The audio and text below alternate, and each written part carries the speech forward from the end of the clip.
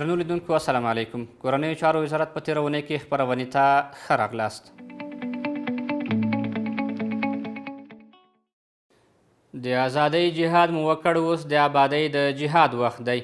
دا خبرې د کورنیو چارو سرپرست وزیر الحاج خلیفه صاحب سراج الدین حقانی د زابل ولایت لپاره د نوي ټاکل شوي والي مولوي حزب الله افغان د معرفي په غونډه کې وکړې.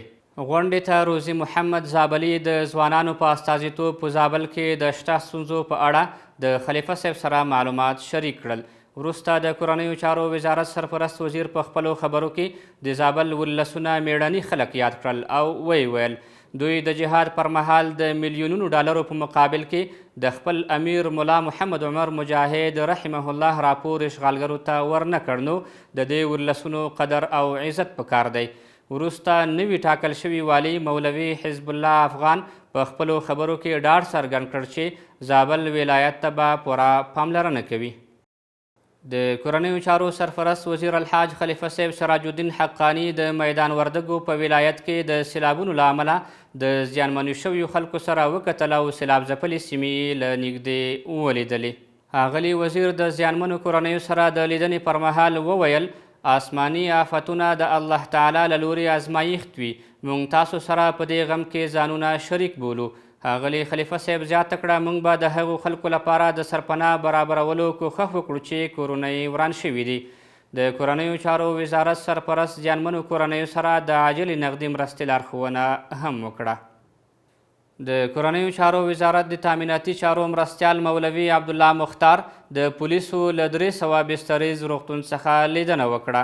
ښاغلي مختار د یاد روغتون له مسؤلینو سره د لیدو ترڅنګ د دوی هڅې وستایلې او د شته ستونزو له اورېدلو وروسته یې د حل ډاډ ورکړ.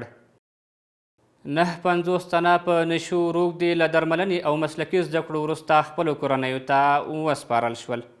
یاد شمېر روږدي چې پخوا د کورنیو چارو وزارت د نشهیي توکو سره د مبارزې معینت منصوبینو د روږدو په 50,000 بستریز روغتون کې په نښه کړي وو، له مسلکي زده کړو او درملنې وروسته رخصت او کورنیو ته وسپارل شول. د کابل ښار اتمې امنیتي حوزې منصوبینو 9 تنه د موبایلونو او موټرو د غلا په تړاو او 2 تنه د ناقانونه وسلو لرلو په تړاو نیولي دي. له دوی څخه 3 موټرونه، 1 رکشا، 3 توپانچې او 1 میل کلاشینکوف هم ترلاسه شوي دي. ورته مهال د کابل ښار په 4مه ناحیه کې پولیسو 2 تنه له یو غلا کړل شوي موټر سره نیولي چې موټر یې بیرته خاوند ته سپارلی دی. دا و د دې اونۍ مهم خبرونه. تر بیا چې ستاسو په خدمت کې حاضرېږو په ستر څښتن تعالی جل جلاله مو سپارو. ښې چارې.